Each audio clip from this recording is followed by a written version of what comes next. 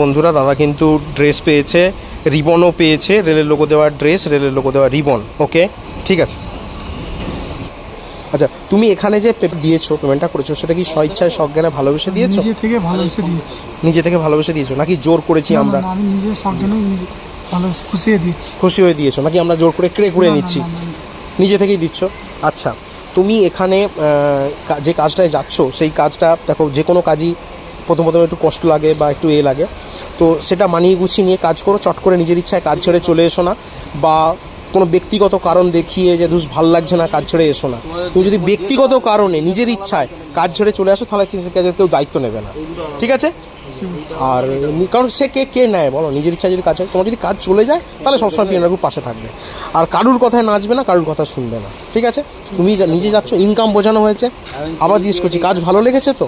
কাজ করবে তো? ঠিক আছে, তুমি তার কাজ করো। নমস্কার।